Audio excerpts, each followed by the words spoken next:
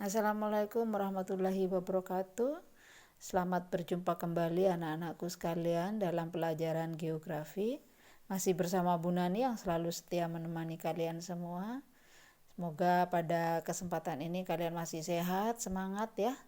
Oke, pada pertemuan kali ini Bu Nani ingin menjelaskan tentang potensi dan pengelolaan sumber daya kelautan Indonesia.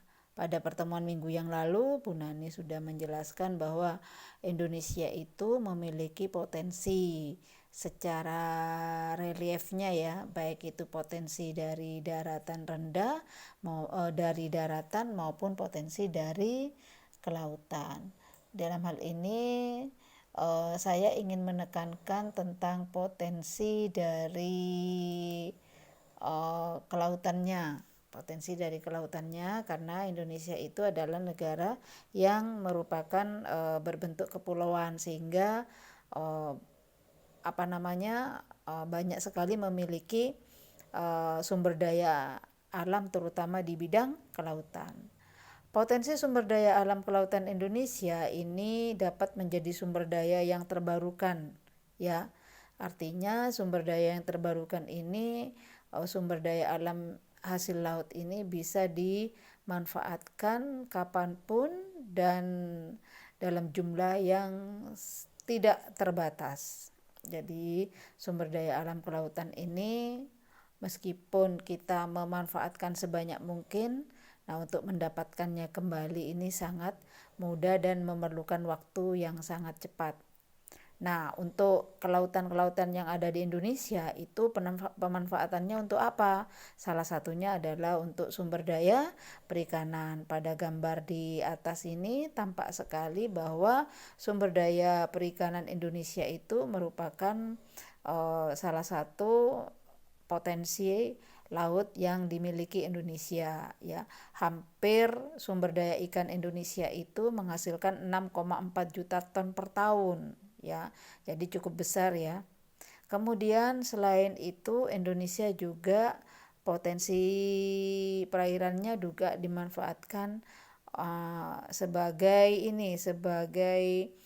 energi panas laut ya. Jadi energi panas laut artinya di sini bahwa laut-laut yang ada di Indonesia itu selain diambil hasil alamnya juga dimanfaatkan sebagai energi pasang surut dan energi panas laut.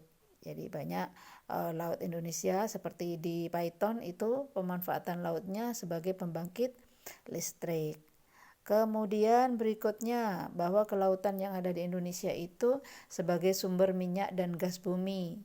Jadi laut-laut yang ada di Indonesia itu juga menghasilkan minyak bumi ya, apalagi kita tahu bahwa minyak bumi itu adalah merupakan sumber daya alam yang memiliki peranan yang sangat strategis dalam pembangunan nasional.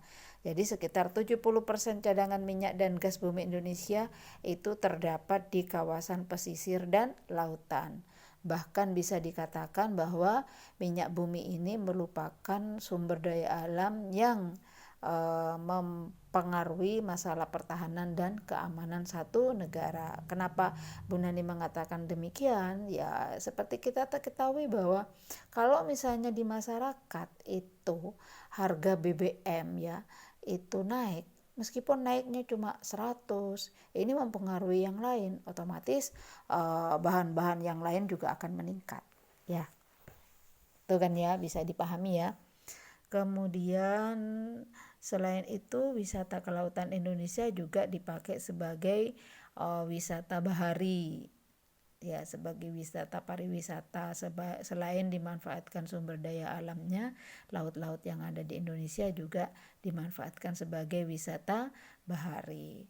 Selain itu juga, selain wisata bahari, sumber daya alam laut yang ada di Indonesia juga digunakan sebagai sarana transportasi ya, menghubungkan antara pulau satu dengan pulau yang lain. Kemudian pengelolaannya, bagaimana pengelolaannya? Ya, ini bisa kalian perhatikan pada gambar ini. Jadi bagaimana pengelolaan sumber daya kelautan Indonesia dapat dilakukan dengan hal-hal berikut ya. Jadi mengelola sumber daya perikanan, mengelola energi kelautan, kemudian meningkatkan produksi minyak dan gas, kemudian mengelola wisata bahari, kemudian juga mengelola industri maritim. Jadi perlu saya tegaskan kembali bahwa Indonesia itu kalau dilihat dari potensinya, jadi selain memiliki potensi di daratnya juga memiliki potensi di perairannya dalam hal lautnya. Maka dari itu laut yang ada di Indonesia itu dimanfaatkan sebaik mungkin dan seoptimal mungkin. Apa saja seperti yang sudah Bu Nani jelaskan tadi ya. Jadi pemanfaatan sumber daya alam laut Indonesia itu selain sebagai jasa angkutan, kemudian selain dimanfaatkan sumber daya alamnya juga untuk pemanfaatannya untuk bidang-bidang yang lain. Oke, untuk pertemuan kali ini, pembahasan kali ini cukup sekian. Kalau misalnya ada pertanyaan bisa kalian lewat WA ya.